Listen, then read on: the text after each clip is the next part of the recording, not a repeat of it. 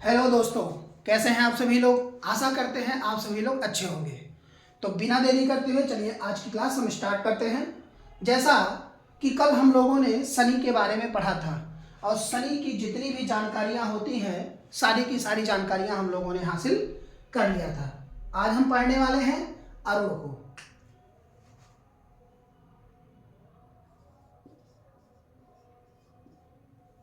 अरुण, ठीक है, जिन्हें हम जुपिटर के नाम से यूरेनस के नाम से भी जानते हैं। ठीक है, तो अरुण ग्रह के ऊपर मेथेन गैस की अधिकता पाई जाती है। मेथेन गैस की अधिकता पाई जाती है और यही मेथेन गैस की अधिकता पाए जाने के कारण यह हरे रंग का दिखता है। हरे रंग का दिखता है। कौन दिखता है? अरुण। ठीक है, हरे रंग का दिखता है। इसकी अगर सूर्य से दूरी की अगर हम बात करते हैं, सूर्य से दूरी, तो वह है 2.9 मिलियन किलोमीटर। मिलियन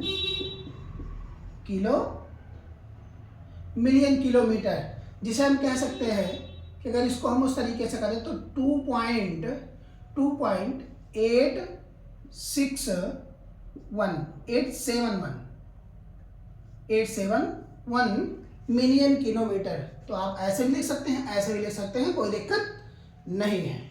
ठीक है,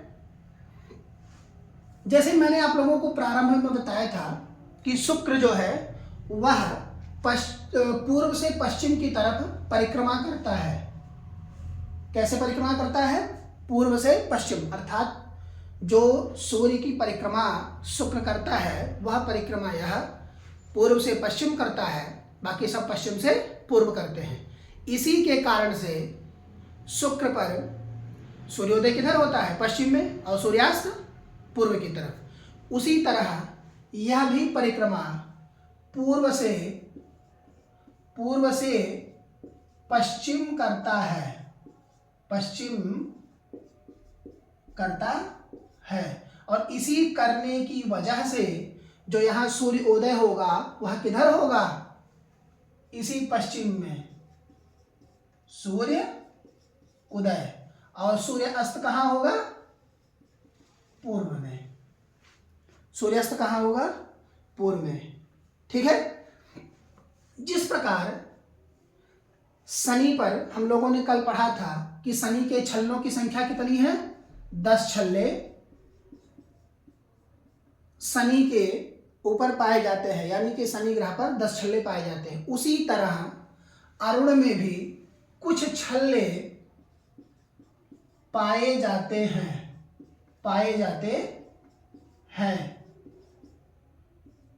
जिनमें से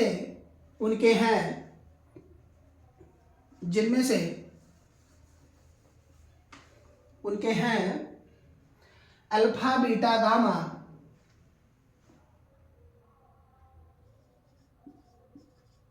अल्फा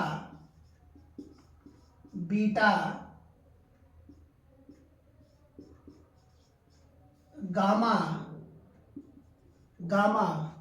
और जो अंतिम है वह है डेल्टा।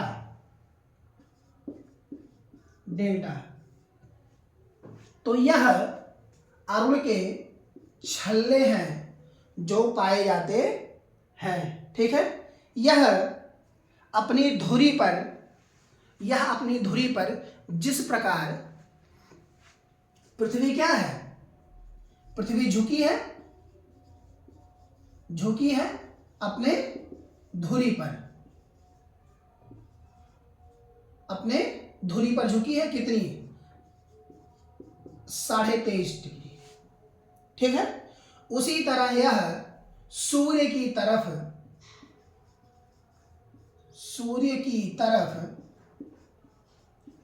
झुका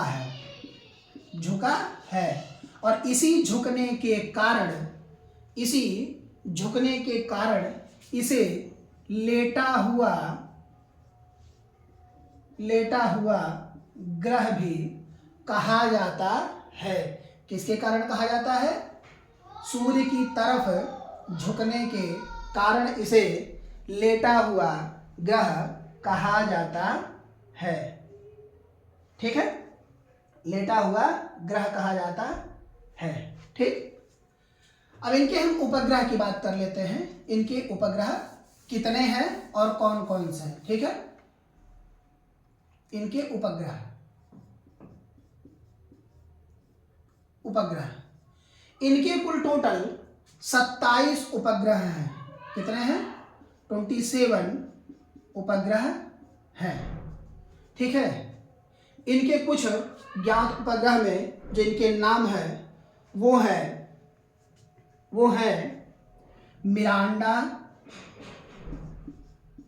मिरांडा, दूसरा है एरियल, तीसरा है उम्ब्रील,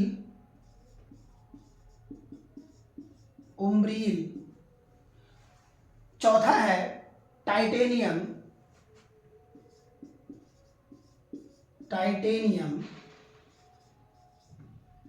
और अंतिम अर्थात पांचवा है ओबेरॉन।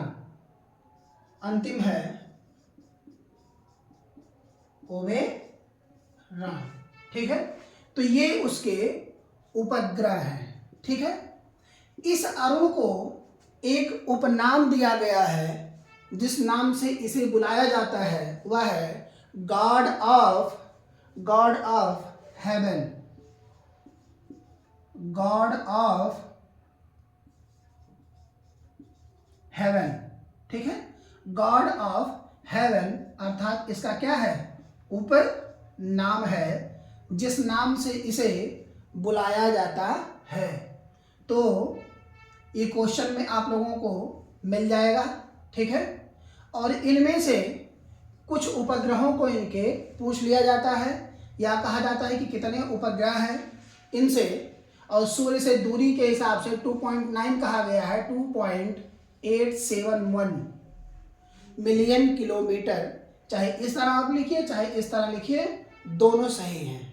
ठीक है, किसी प्रकार की कोई त्रुटि या गलती नहीं है। ठीक है, अब हम आगे चलते हैं। तो ये आप लोगों को समझ में आया होगा। कहीं कोई दिक्कत, अगर कोई दिक्कत होती है तो आप सभी लोग पूछ सकते हैं। ठीक है,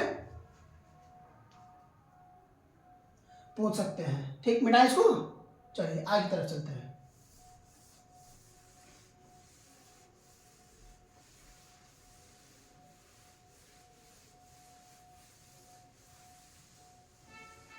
अब हम बात करेंगे वरुण के बारे में। अभी तक हम लोगों ने वीनस अर्थात अरुण के बारे में बात किया।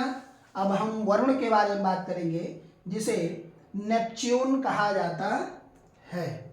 ठीक है,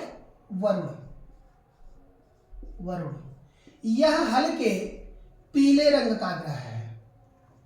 कैसा है? हल्का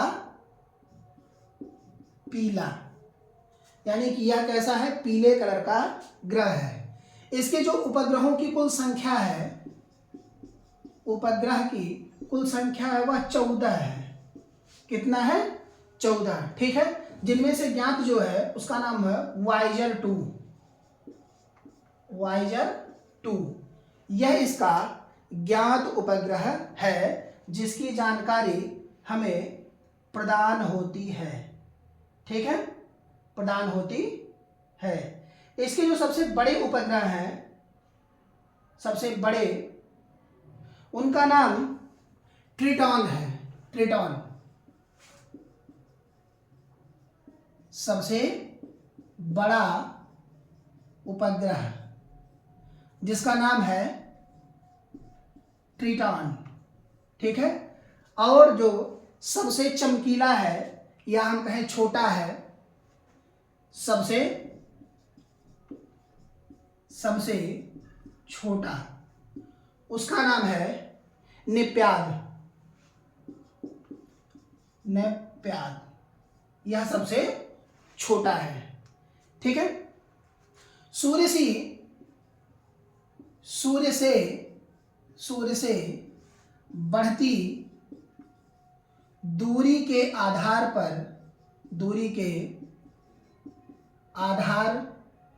पर या हम कहें सूर्य से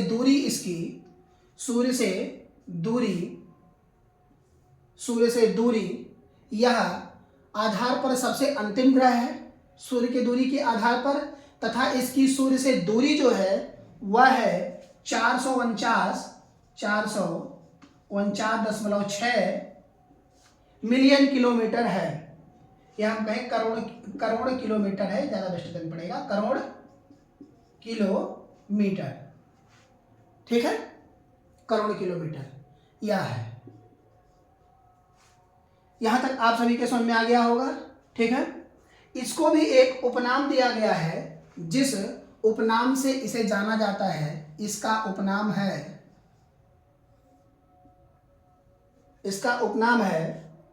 God of sea, god of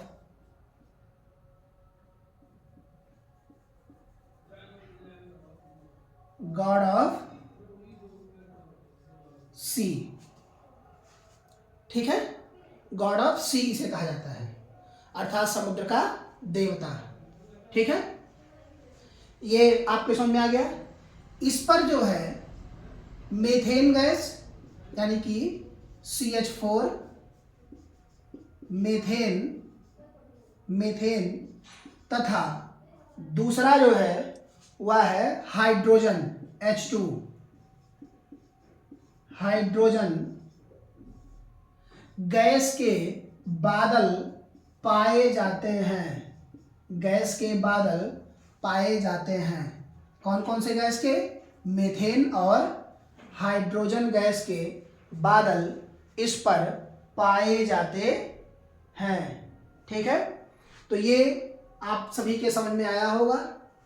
ठीक है, यहाँ से अगर कोई दिक्कत होती है तो आप सभी लोग क्वेश्चन पूछ सकते हैं। ठीक है, अब इसके आगे हम प्लूटो अर्थात यम की बात करते हैं।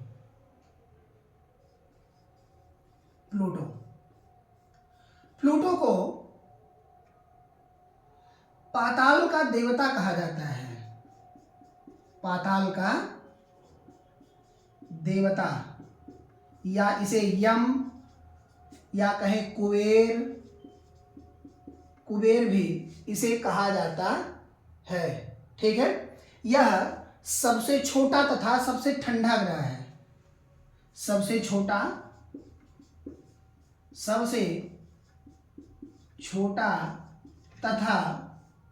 तथा सबसे ठंडा ग्रह है। सबसे ठंडा ग्रह है। ठीक है, सबसे ठंडा ग्रह है। इसे 2006 में ग्रह की श्रेणी से निकाल दिया गया था। तब से इसे ग्रह नहीं माना जाता। इसका एकमात्र उपग्रह है जिसका नाम है थेरोन। यह एकमात्र इसका उपग्रह है। किसका? प्लूटो का। ठीक है, तो ये आप सभी को समझ में आया, क्लियर हुआ? कोई कहीं दिक्कत, किसी प्रकार की कोई परेशानी तो आप सभी लोग जरूर बताइएगा। ठीक है, जैसे क्या है, इसी को हम काफ़ी ब्रॉड स्तर पर एक एक चीज़ें चुन चुन करके बताएंगे, लेकिन उसे बताने का मतलब नहीं, क्योंकि एग्जाम्स के थ्रू जो पूछा जाए उसको बताना ज़्यादा बेटर देन होता है। क्योंकि पढ़ करके ज्ञान हासिल करने से कुछ नहीं है, पढ़ करके पेपर कंप्लीट करने से और एग्ज़ाम फाइनल करने से मतलब होता है। नहीं तो पढ़ने के लिए तो पूरी ज़िंदगी पड़ी हुई है, किसी प्रकार से आप पढ़ सकते हैं। ठीक है, चलिए इसके आगे हम लोग चलते हैं। अब हम बात करेंगे पुच्छल तारा, धूमकेतु, उल्कापिंड, इन सभी के बारे में हम बात करेंगे। ये सभी के सभी एक ही हैं, कुछ अलग नहीं होते, बस इनके नाम इनके कार्यों के आधार पर डिवाइड हो जाते हैं, यानी कि बांट दिए जाते हैं। ठीक है, बांट दिए जाते हैं। जिस प्रकार सौरमंडल में हमारे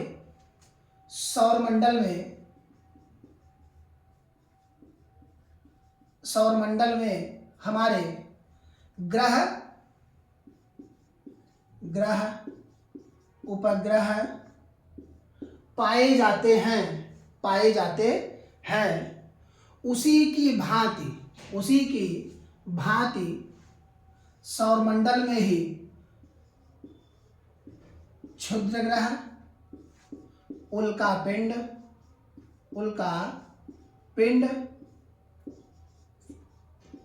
पुच्छल तारा, यह भी वहीं पाए जाते हैं। ठीक है, तो यह भी हमारे सौरमंडल के ही हैं। तो ये आप सबको क्लियर हो रहा होगा। जैसे जब हमारी निहारिका का विस्फोट हुआ तो जो काफी छोटे छोटे या मध्यम प्रकार के टुकड़े थे वह क्या हो गए, क्षुद्र ग्रह के रूप में परिवर्तित हो गए, और बाकी जो बड़े पिंड थे यानी कि ग्रहों के रूप में और तारे के रूप में ये क्या हुए, बन करके तैयार हो गए। तो जो छोटे के रूप में थे वही उल्का पिंड या हम कहें क्षुद्र ग्रह या पुच्छल तारा के रूप में कहे जाने लगे। इनका जो स्थान होता है, वह मंगल और बृहस्पति के बीच होता है ये स्थान, यहां पर। ठीक है, यहां पर होता है ये।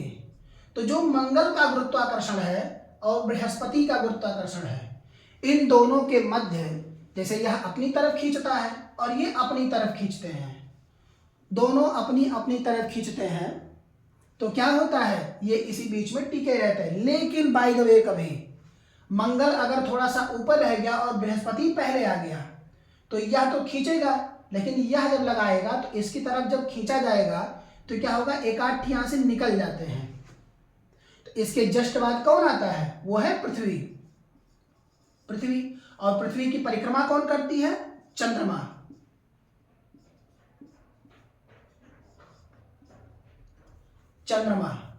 ठीक है, चंद्रमा।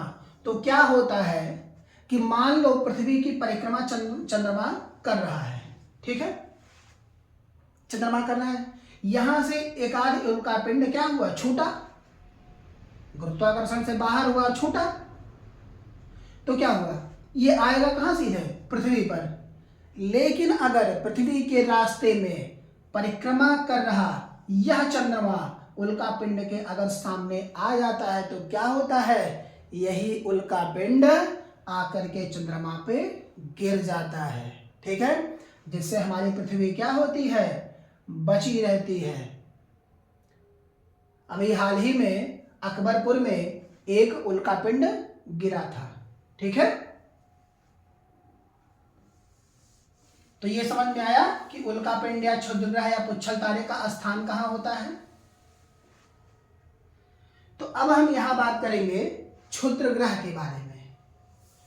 तो ये आप लोगों को क्लियर हो चुका होगा।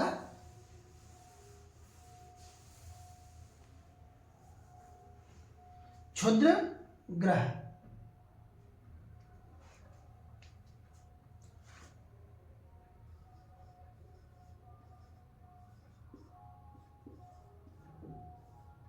क्षुद्र ग्रह, यह जैसे हमारा सूर्य एक तारा है, उसी तारा के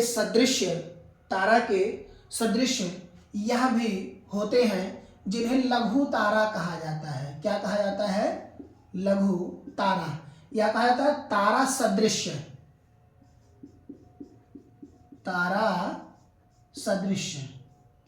ठीक है, तारा सदृश इन्हें कहा जाता है। ठीक है, यह अभी हमने कहा कि यह मंगल तथा बृहस्पति ग्रहों के बीच में काफी अधिकता में पाए जाते हैं, अधिकता में पाए जाते हैं।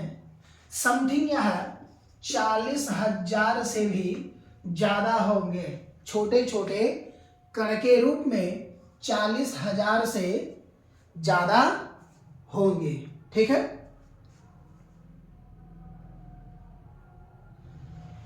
जिस प्रकार हमारे ग्रह सूर्य की परिक्रमा करते हैं, क्योंकि इसी रास्ते में वो भी बढ़ते हैं, तो यह भी उसी प्रकार क्या करते हैं, चक्कर लगाते हैं। ठीक है, चक्कर लगाते हैं। तो यह भी क्या करते हैं, परिक्रमा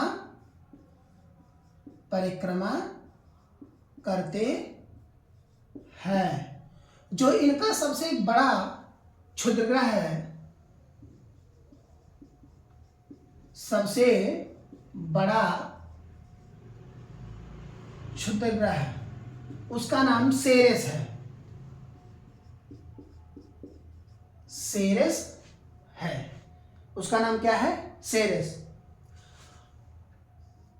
और जो सबसे चमकीला है, चमकीला अर्थात चमकदार, जैसे इन्हें हमने अभी कहा कि ये तारा सदृश हैं या लघु तारा के रूप में ये जाने जाते हैं, तो इनका एक उपग्रह है जो बहुत चमकीला है, जिसका नाम है वेस्टा। क्या नाम है, वेस्टा। ठीक है। कुछ क्षुद्र ग्रह के इनके नाम भी हैं, जैसे उनमें कुछ हैं जूनो, जूनो, प्लास, ये सभी क्षुद्र ग्रह हैं। ठीक है। हिल्डागो, हिल्डागो, यही हिल्डागो जो है यह सबसे दूरी पर स्थित है। कहाँ है, सबसे दूरी पर स्थित है। ठीक है, सबसे दूर स्थित है, यही सबसे दूर स्थित है। 65 वर्ष पहले, 65 वर्ष पहले इसी प्रकार के एक क्षुद्र ग्रह के टकराने के कारण पृथ्वी पर विस्फोट हुआ, जिससे जिससे जिससे डायनासोर जैसे प्रजाति खत्म हो गए। और इन्हीं प्रजातियों के खत्म अर्थात वनस्पतियों के खत्म, जो हम गैस का प्रयोग करते हैं, जिसे हम तेल का प्रयोग करते हैं, ठीक है, यह सब कैसे निर्मित होता है, जीवाश्म से ही निर्मित होता है। और यही सबके जीवाश्म हैं जो तेल और गैस के रूप में हमें प्रदान होते हैं। ठीक है, तो ये आप सभी के समझ में आया होगा। अब हम बात करते हैं धूमकेतु या पुच्छल तारा की। धूमकेतु या पुच्छल तारा। ठीक है, धूमकेतु या पुच्छल तारा, ये क्या होते हैं? इनका निर्माण, जैसे जब ग्रह बने थे तो क्या पूर्णतः ग्रह बनकर के इस तरह खत्म हो गए कि कुछ वहां बचा नहीं था टुकड़े के रूप में? बहुत सारे बचे रहे होंगे ना, ऐसा तो है नहीं कि पूरा खत्म हो गया था। तो उन ग्रहों के जो मलबे बचे थे, मलबे किसके? ग्रहों के मलबे, उन्हीं मलबों से ही इनका निर्माण हुआ है, यानी कि मलबे से निर्माण, हम कह सकते हैं मलबे से इनका निर्माण हुआ है, निर्माण हुआ है। यह एक प्रकार के गैस, धूलकण तथा हिमानी पिंड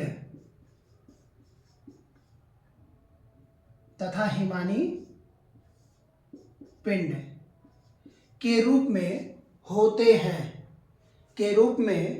होते हैं। इनके पीछे से अर्थात पश्च भाग से, कुछ इस तरह ऐसे इनके पश्च भाग से एक फुहारा निकलता रहता है। क्या निकलता रहता है? पश्च भाग से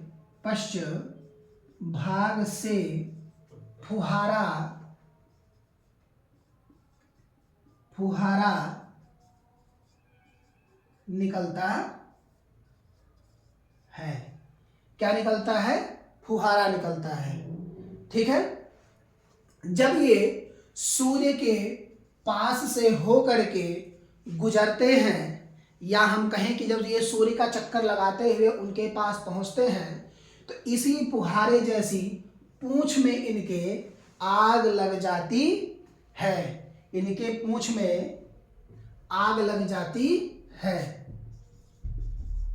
पूंछ में आग लग जाती है, और इन्हीं आग लगने के कारण इन्हें क्या कहा जाता है? पुच्छलतारा के रूप में हम लोग इनको पढ़ते हैं। ठीक है। पूंछ में आग लगने की वजह से जब ये सूर्य की परिक्रमा करते हैं, तो इनकी जो पूंछ होती है वह सूर्य के विपरीत दिशा में होती है। पूंछ कहाँ होती है? सूर्य के विपरीत। सूर्य के विपरीत।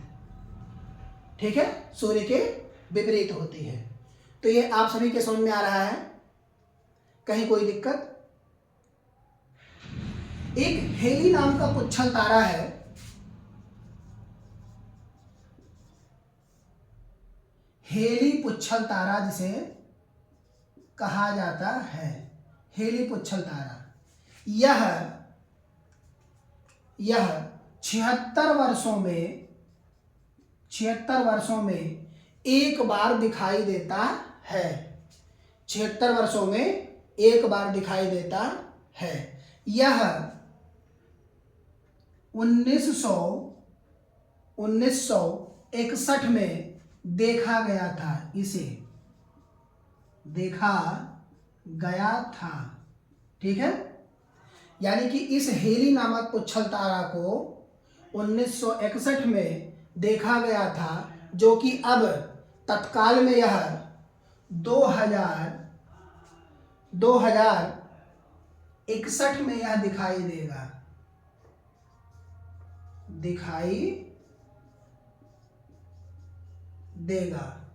ठीक है। दिखाई देगा। क्लियर हुआ आप लोगों को? कोई दिक्कत तो नहीं है यहाँ? तो यह दिखाई देगा। ठीक है। चलिए अब इसके आगे हम चलते हैं।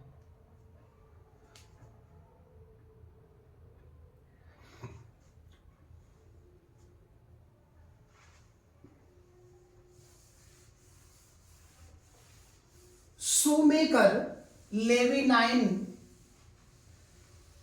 नामक एक पुच्छल तारा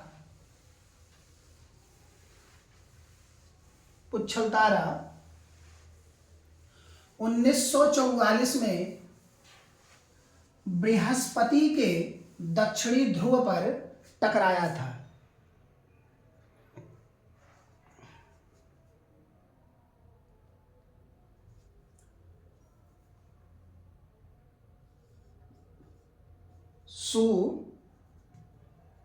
मेकर लेविनाइन।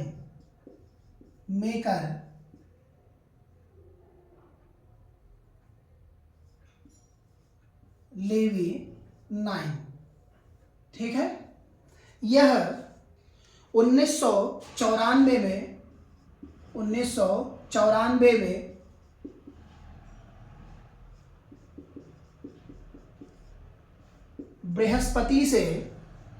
बृहस्पति के दक्षिणी ध्रुव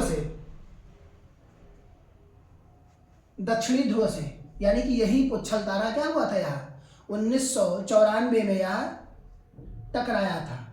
ठीक है। बृहस्पति से, बृहस्पति के दक्षिणी ध्रुव से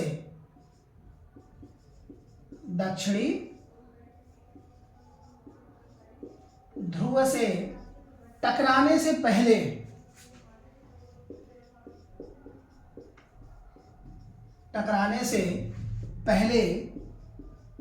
पहले अर्थात पूर्व ही यह 21 टुकड़ों में विभाजित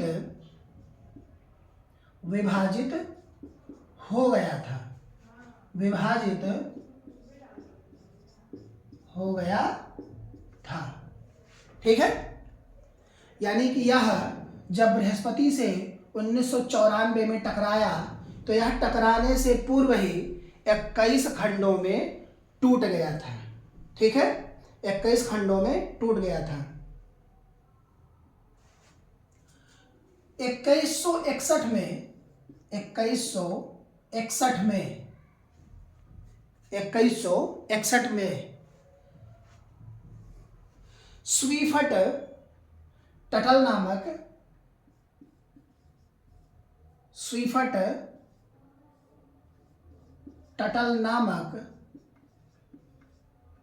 नामक यह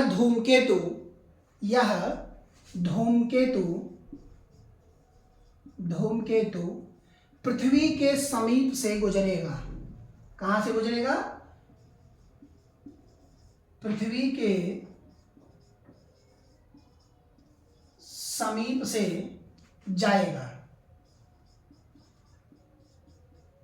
जाएगा या गुजरेगा, दोनों एक ही बात होती है। ठीक है, इनमें कुछ अलग नहीं है। ठीक, अब हम बात करते हैं उल्का पिंड की। उल्का पिंड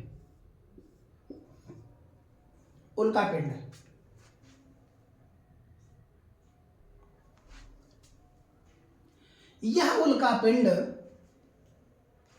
एक तारीय मलबा है। कैसा मलबा है? तारीय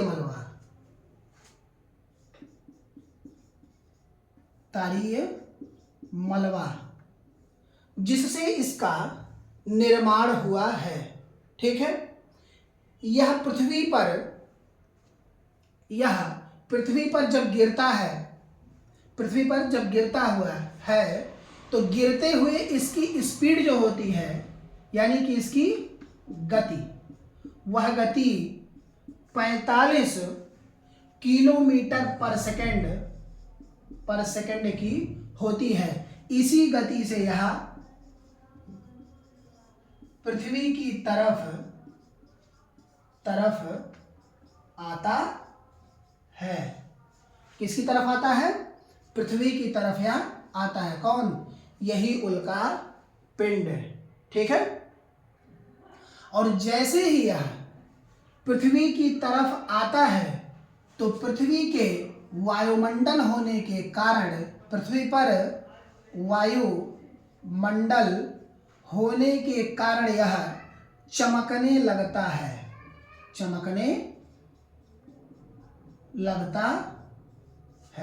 ठीक है, यह क्या होने लगता है? चमकने लगता है। क्यों? क्योंकि जब यह पृथ्वी के प्रभाव में आता है और पृथ्वी पर वायुमंडल होने के कारण यह चमकने लगता है। ठीक है, इसमें क्या होता है कि बहुत सारे उल्कापिंड पृथ्वी की तरफ गिरते रहते हैं, धड़ाधड़ गिरते रहते हैं। आप कभी जब उसको स्कोप से देखेंगे तो उनमें आप देखेंगे कि अभी मैंने कहा कि जो ये क्षुद्रग्रह की पेटी पाई जाती है, इनके अंदर यहीं से ही उल्कापिंड का निर्माण होता है, जो अपनी तरफ क्या होते हैं? गुरुत्वाकर्षण के लिए गिरते रहते हैं। पृथ्वी के गुरुत्वाकर्षण के कारण उनका क्या होता है? खिंचाव बढ़ जाता है। ठीक है, तो पृथ्वी की तरफ आकर्षित हो जाते हैं, जो कि इनकी गति कितनी होती है? 45 किलोमीटर पर सेकंड की गति से यह गिरते हैं। और वायुमंडल होने के कारण यह चमकने लगते हैं। क्या होने लगते हैं? चमकने लगते हैं। कुछ तो ऐसा होता है, यानी कि कुछ उल्कापिंड उन्हीं में से जल करके राख हो जाते हैं। क्या हो जाते हैं? जल करके राख हो जाते हैं। तथा कुछ नहीं जल पाते, जो चट्टानों के रूप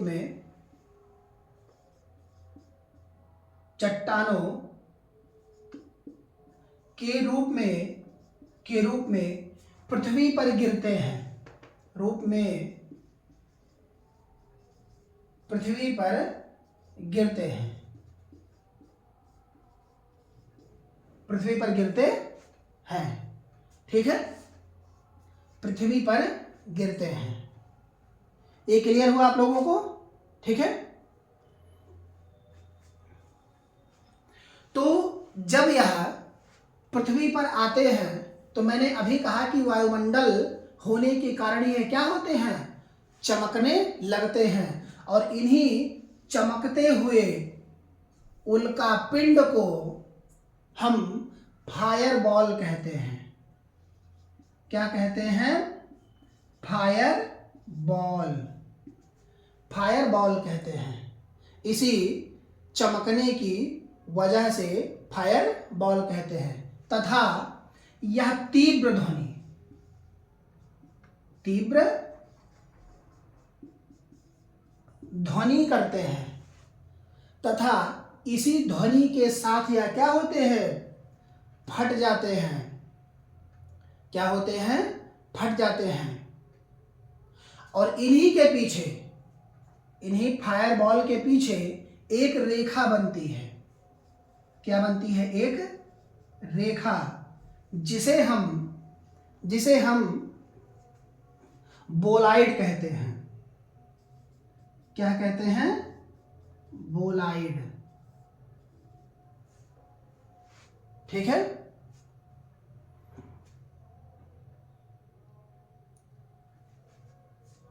बोलाइड, या हम कहें कि इन्हें फटने के कारण भी बोलाइड कहा जाता है। ठीक है, और इसी रेखा को हम, यानी कि जब ये फटते हैं तो इन्हें क्या कहा जाता है? बोलाइड। और बोलाइड के पीछे जो रेखा बनती है उस रेखा को टेल या ट्रेल कहा जाता है। ट्रेल या टेल कहा जाता है उस रेखा को। किसको? जो बोलाइड के पीछे बनता है। ठीक है, तो ये आप सभी लोगों को क्लियर हुआ। इनकी पृथ्वी से जो दूरी होती है, यानी कि उल्कापिंड की पृथ्वी से दूरी, पृथ्वी से दूरी यह 47 प्रकाश वर्ष होती है। कितनी होती है? 47 प्रकाश वर्ष। तथा जो इनका व्यास होता है, वह पृथ्वी का, या हम कहें कि जैसे यह पृथ्वी से कितने बड़े होते हैं तो यह अभिज्ञात नहीं है। ठीक है, इनका व्यास 1/6 के आसपास होता है। तो ये आप लोगों को क्लियर हुआ?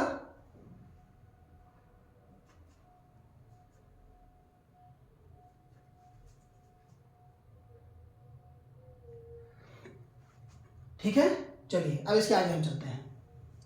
आप लोग इसको नोट कर लीजिए।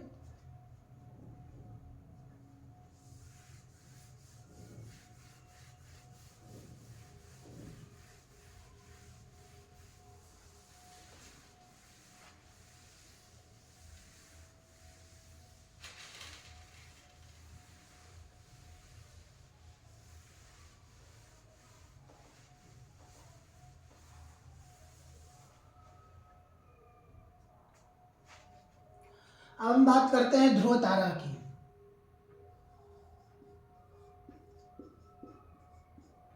ध्रुव तारा यह पृथ्वी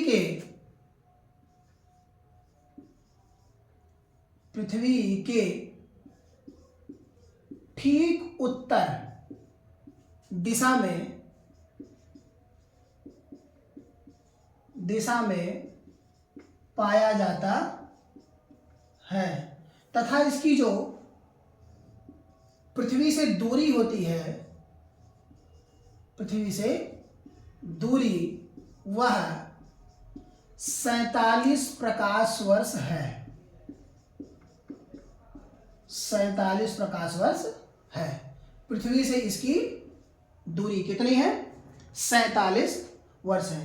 प्राचीन समय में क्या होता था कि जब घड़ी का निर्माण नहीं हुआ था या हम कहें कैंपस नहीं बना था, तो कुछ कुछ लोग तो ऐसे कैंपस यूज करते थे, बन गया होता या लकड़ी का या कुछ भी किस तरीके से करके, लेकिन इसी को यानी कि ध्रुव तारे को देख करके ही दिशा का अनुमान लगाया जाता था कि हम किस दिशा में गति कर रहे हैं या किस दिशा में हमको जाना है, क्योंकि यह पृथ्वी के ठीक उत्तर दिशा में स्थित है।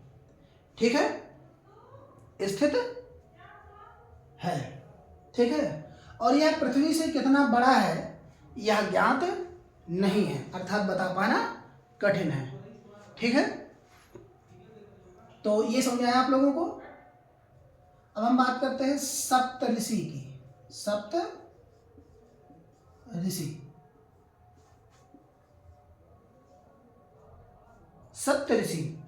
सप्तऋषि 7 तारों का एक समूह है।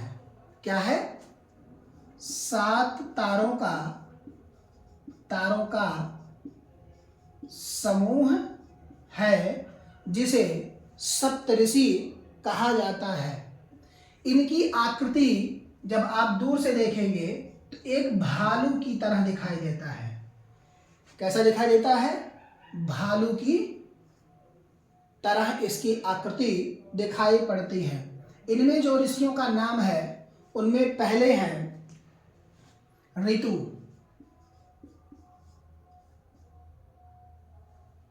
ठीक है, क्रम से हम ऐसे लिख देते हैं, ऋतु, पुलह,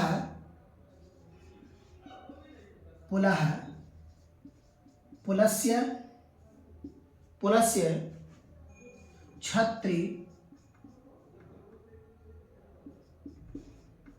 छत्री, अगले हैं अंगिका, कितने हो गए? 1 2 3 4 5 अंगिका, वशिष्ठ और मरीचि, और अंतिम है मरीचि। तो ये 7 सप्तऋषि हैं जिनके नाम हैं। ठीक है, तो आज के लिए ही इतना ही आज की क्लास में। बाकी इसके बाद हम कल चर्चा करेंगे और कल हम चंद्रमा के बारे में चर्चा करेंगे। ठीक है, उसके बाद आगे क्लास हमारी बढ़ेगी और हम कुछ क्वेश्चन पे भी कल चर्चा करेंगे। तब तक के लिए आप सभी लोग हमारे वीडियो से बने रहें और चैनल को सब्सक्राइब करें, ज़्यादा से ज़्यादा हमारे चैनल से जुड़े, जिससे हमारी वीडियो आप लोगों तक पहुंच सके। ठीक है, धन्यवाद।